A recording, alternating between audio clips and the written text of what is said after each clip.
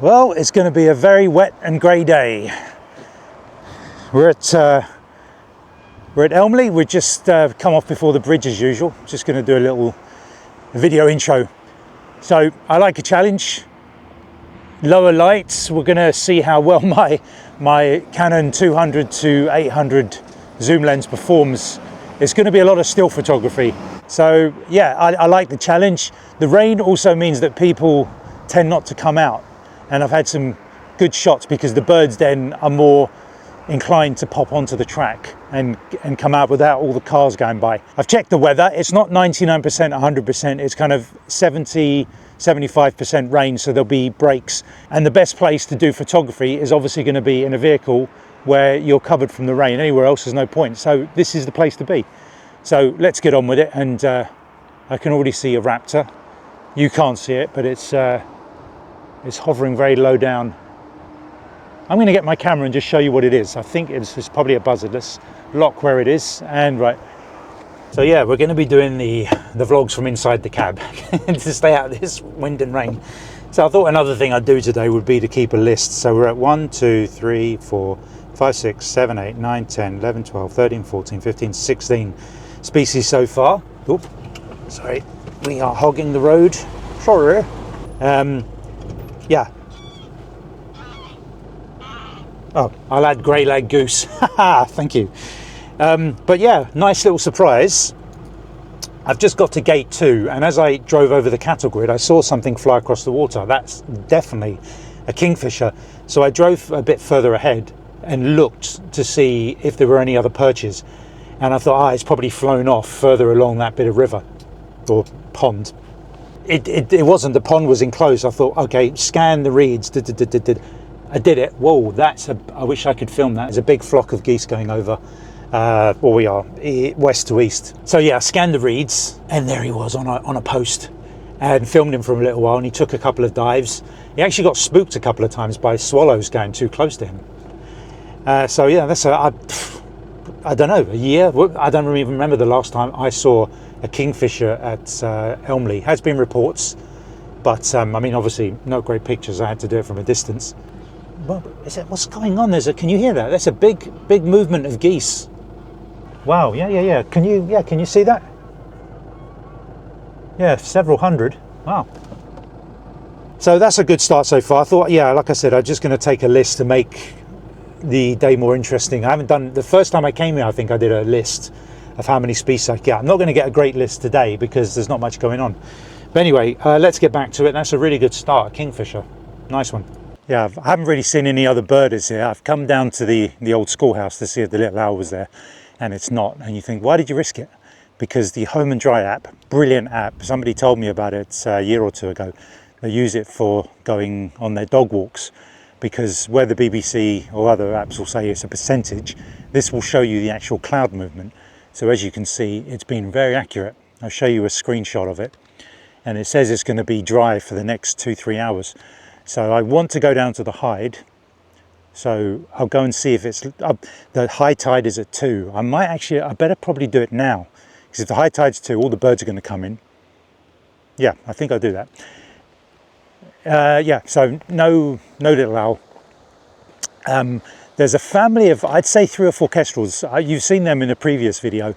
As soon as I got to the schoolhouse, they all just jumped out of a tree and started flying around, a bit like my hobbies. They're obviously hanging around. Is that one there? There's one hunting there. And yes, the wind is expected to hit about 20 miles per hour today. At the moment, I mean, it's a nice glow. It's okay.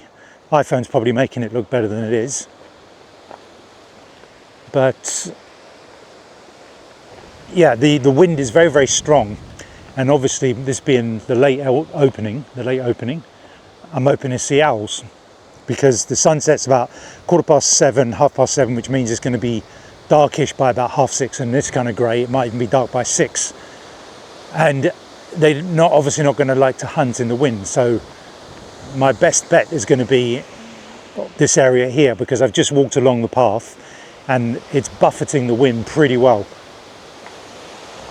Buffeting the wind, I think that's the wrong word, isn't it? It's buffering from the wind. Buffeting is what the wind is doing. Is that right? is buffering this area from the wind. So if we do get a barn owl, it will be hunting here. Oh, nose is running. Hope that's not showing up in camera. Let's hold the camera further away. I'll have another check for the little owl, but I think, yeah, we'll make sure there's at least a 2.5 hour break in the rain. I've got my very big umbrella if I get into trouble, and a camera cover, so we'll be okay. So let's have another look for the little owl. Yeah, just along here, there's so many kestrels. The kestrels have done really well this year.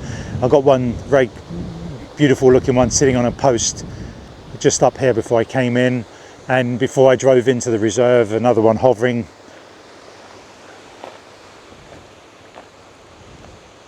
Have I shown the little schoolhouse in my videos before? So that's the famous the old schoolhouse.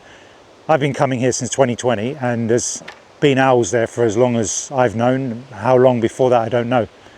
But people say, oh, you're so lucky. And I say, well, I'd say I only see them once every 6 to 7 visits. It's never guaranteed every time. And I certainly generally only come here once during the trip, during the day. Maybe if I came here 3-4 times, I'd increase my chances. So we'll have another look. And if you see the little owl after this, you know I saw it.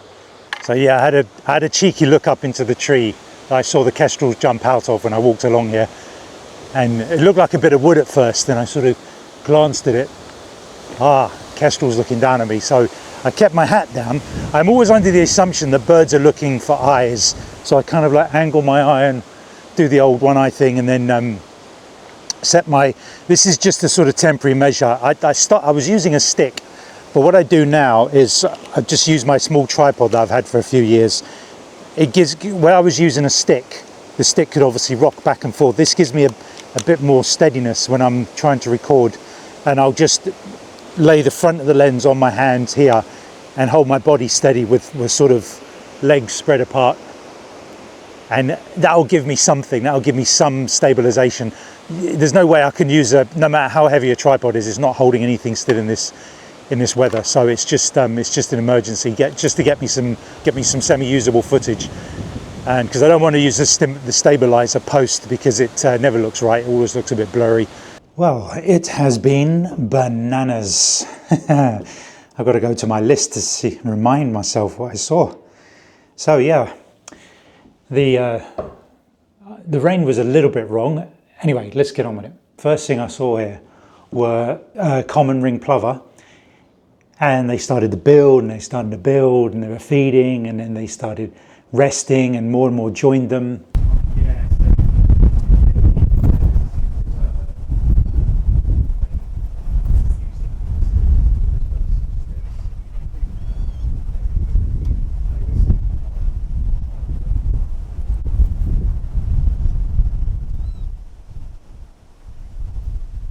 It's funny, they all seem to congregate on that one island in the middle there.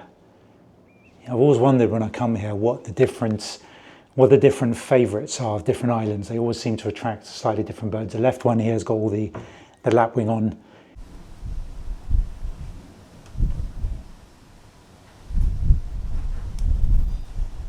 The middle one is the most popular, even though it's just mostly a bit of mud. Maybe that's it. So anyway, with the common ring plover, I have to think about it. It's not little ring plover, common ring plover. Spotted a few dunlin in there.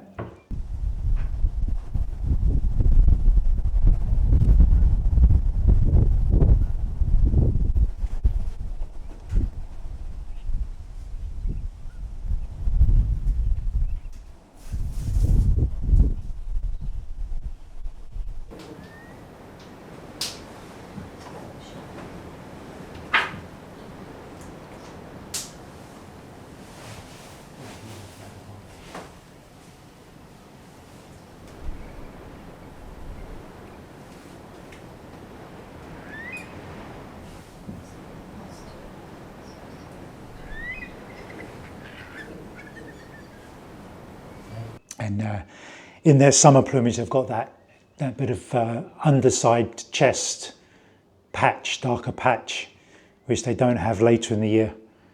And then you start mistaking them for sanderling. So yeah, those are at the periphery of the island.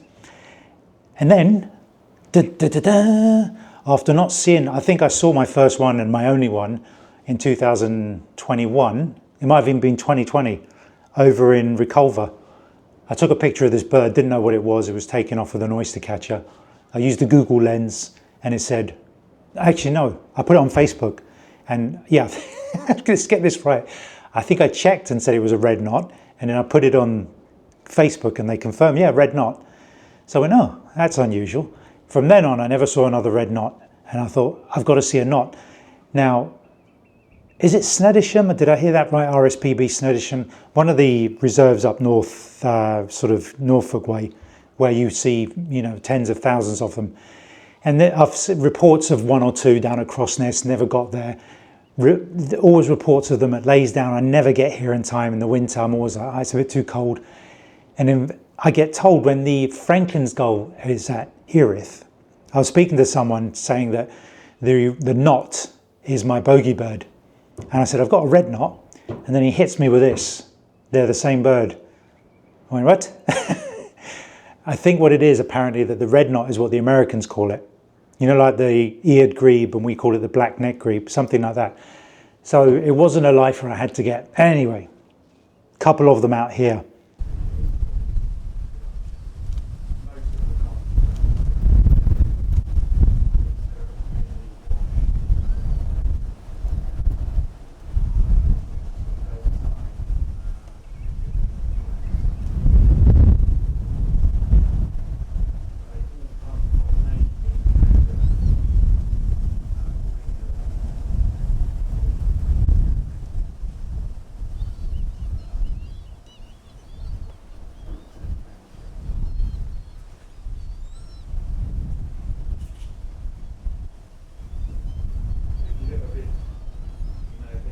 Quite distinctive. I think in the winter they go more grey and I would probably struggle a bit to differentiate them with grey plover, female grey plover.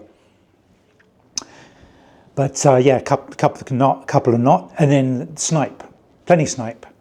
And I start filming and you know, through the reeds, through the grass in the distance. And then I get some more footage of them getting closer islands, closer still.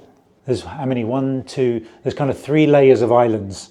So from the furthermost one to the middle one, and I stand up and something jumps up and there's a snipe just in front of the hide and bosh, frame filling stuff. So I fire away with loads of video first to make sure I've got enough to work with, messing around with settings to get the right light because yeah, I've been fighting the light all day. It's been very cloudy and wet, off and on, off and on.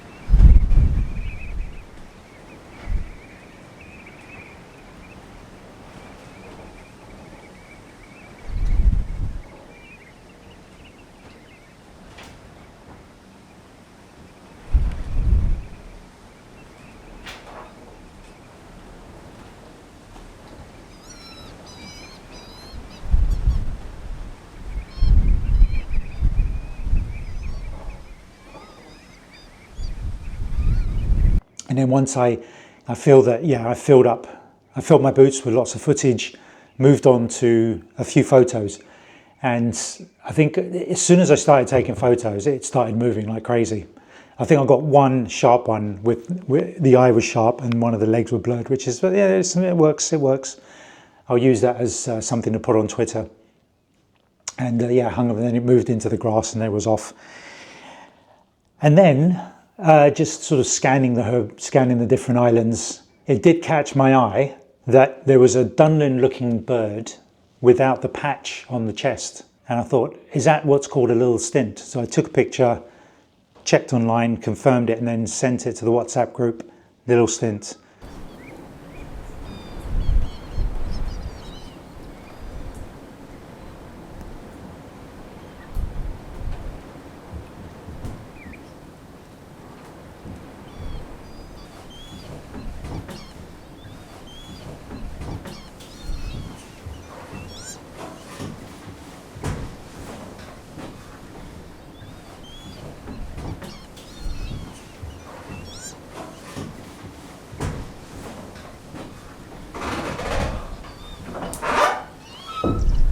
And I had to double check my Facebook album to check that it wasn't a life. And no, I got it, I think, a year or two ago. It's an improvement, especially as I got a little bit of video and then it did come over to one of the closer islands and I was able to take even better pictures. You know, it's that thing when you take loads of photos and pictures of something far away during the start of the visit or wherever you are, the hide, or you've arrived at a pool, and eventually you get the frame filling stuff and then you can delete all of that previous stuff. Or do you keep it? Are you one of those keepers? I generally, in that particular visit, if I get the really good footage, I'll get rid of everything before it that wasn't as good. Any photos and video that were far away, there's no point in filling up your hard drive. Yeah, so it came over here and got it pictures with, I got some video with the little plover moving around. And to confirm it, I did see it walk past a couple of common ring plover. Let's get that right. Not little ring plover, common ring plover. And you really see why it's a little stint. Even though the common ring plovers and Dunlin are already small, this is noticeably smaller. And then I looked up and there was a whimbrel. It's like, oh, where'd you come from? And I look down at my phone sometimes, I look up and a bird has arrived. So whimbrel wandering around.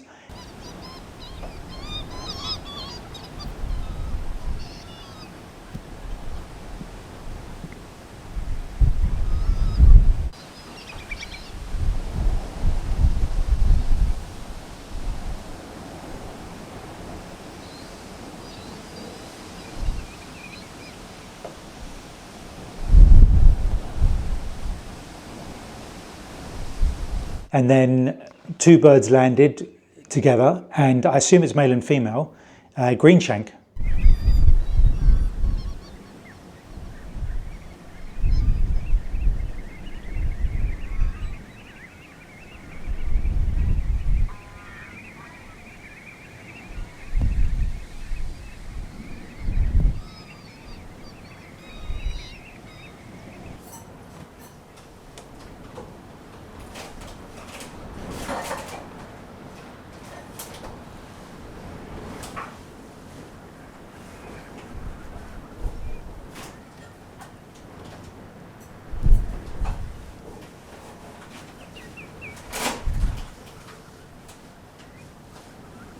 And yeah, I just got loads of photos and video. I took the video at first, then I shot some photos and I got video of them around. What eventually happened was probably 100 curlew came in. One of the curlew that they bred here, which has all the rings on it, all the different coloured rings, I can't help but look at that and go, is that not itchy and painful? Those things moving around on its legs, and does the colours not startle other birds? Seem to be doing okay. But it was on its own, this one curlew, and all the other curlews, for about 100 of them.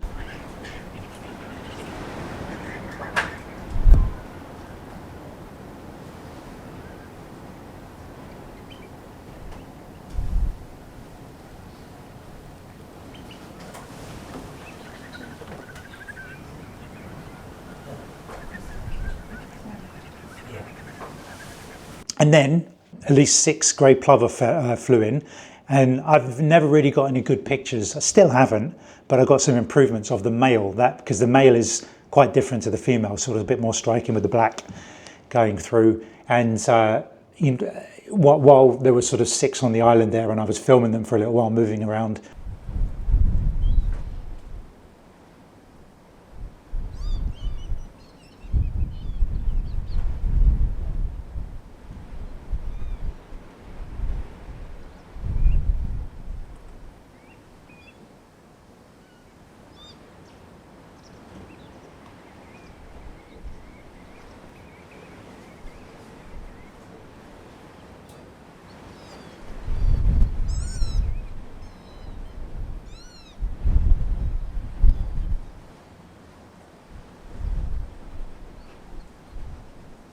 I mentioned this on the WhatsApp group, and then Fiona said, what about a spotted redshank? And literally as she said that, I heard a call, which, to be honest, I must admit, I'm not familiar with, but it caught my attention. And it happened the same way in Farrow. I remember this bird call, and there was something slightly distinctive, not just too distinctive, but it caught my eye, and it was my first spotted redshank in Farrow. So spotted redshank came into the water there, and it was sort of right, the water was right up to it, and it was feeding in the water right up to his underside. So filmed that for a little while.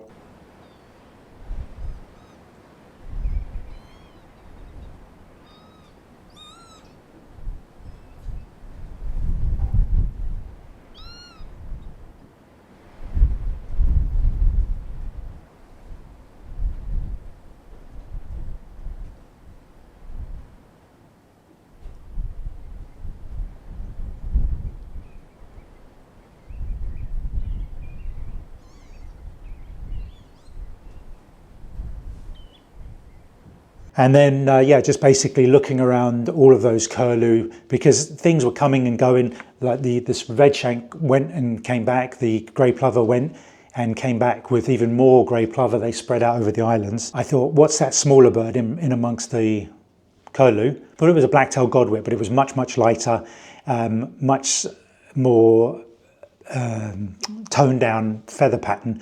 And then I saw the beak slightly more curved and sharper than the black-tailed godwit. So I believe there were a couple out there. So fighting in between the sort of curlew to get a picture and some video. I'm quite happy with that. And I was looking around for even more. You know, obviously I would like, funny enough that I got that quite early on in my birding career on Reculver as well. It was in amongst some oyster catchers. And again, yeah, there was suddenly a big flock of oyster catchers came. Hear that? I didn't quite hit my funny bone, just the outside of it. A big flock of oyster catchers came in.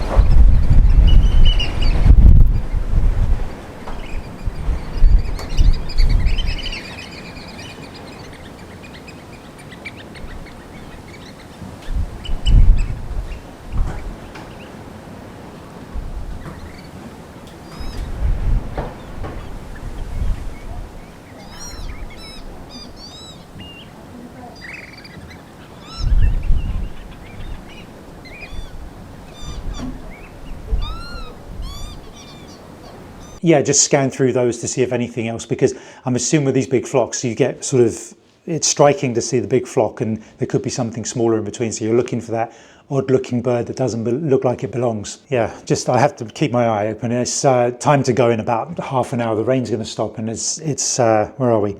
4:30. So right, stop getting distracted. And yeah, so the curlew, the bar-tailed godwit, I think that's everything caught up. So yeah. Everything's went up a couple of times, and I didn't see any, one marsh harrier, that was it. But most of the stuff that went up, first thing I do is stick my head out and what's flying by, and it was nothing. So the curlew now have all gone off because the tide is going out. And so I'm just gonna see if anything else comes in last minute, and then I better head back because yeah, probably a couple of hours of usable light, if you can call it that. And the wind's going to start really calming down. Apparently it hit 29 miles per hour about an hour ago. It's going to be much lower when we get back. So fingers crossed we end the day, after all that cracking bananas craziness, we end the day with an owl, because I didn't see the little owl. So there's been no owls. And there's a good chance today that the sun sets at 7:30. So again, it will probably be unusable light-wise from about 6:30, 6:45 onwards. And I've got to see if I'm too tired to go to work. Anyway. It's been a cracking day. This video probably won't go up for a couple of days because I've filmed so many other videos that the audio and the footage, I'm going to have to go through hundreds of photos, all the footage. I'll get it up as best I can. So anyway, we'll go and, if you see some owls after this, I had some luck. Otherwise, hope you enjoyed the video. That was a turch. It's been a while since I've seen a pied flycatcher. So we were diverted. Everyone's diverted off of the main path for something. I think they're resurfacing or something. So we had to walk along where the 4x4 goes on the trail. and said, keep below the seawall, obviously. And so I came back that way, and there was a bush or tree on the right hand side, and I saw something in the distance coming out of it, landing on the ground and going up. Now, I wasn't convinced it was a pied flycatcher. I didn't even dream of it, but I check everything. I was trying to, like, you know, when you run through your brain, what would that have been there, and that sort of dark grey colour. And I got the camera out and looked. Hey. The only little thing I'll say is I still want the male. It's a female. I want that black and white. That's a cracking looking bird, the black and white one. Not seen one yet. Seen a several female, couple here, couple in Portugal. So anyway, happy with that. I tried to do a little bit of filming with the branch in the way, flick to pictures to get some stills, and hung about for 10-15 minutes and it vanished. I don't know where it went. It was with a couple of reed bunting. And then coming back, just nearly at the back of the car park, there were a couple of pheasants facing off, male pheasants. And I thought, they could be in for a dust up. So I filmed them for about 4 or 5 minutes, just doing head thing like this. And I zoomed out a bit and zoomed up, ready for if they jumped up in the air with their claws. And they didn't. They probably could have done 10 minutes later. I'm not sitting there all day, you know. I kept staring back so that I know, okay, next time wait for 5 minutes. Didn't happen, so that would have been something else to capture, but it didn't happen. Oh well, no owls today. Just finished off with a grey heron, spearing a couple of fish and taking them back to be eaten. I waited a little while longer to see if it would catch anything else. And then just buzzard on the post. I was up to 25,500 ISO, filming at 1/60th of a second shutter speed. And it flew off and there was a little raptor fest in the distance. Oh well. But finished off with 54 species that I can remember. There's probably a couple missing. I was trying to run through my mind all the places I'd been. But notables were female pied flycatcher, little stint, knots, green shanks, common snipe. What were the other ones? Bar-tailed godwit, and I think that was it. Yeah, that's a good little roundup. I'm happy with that. That's a really, really good day. And that pied flycatcher was the cherry on the cake. Until next time.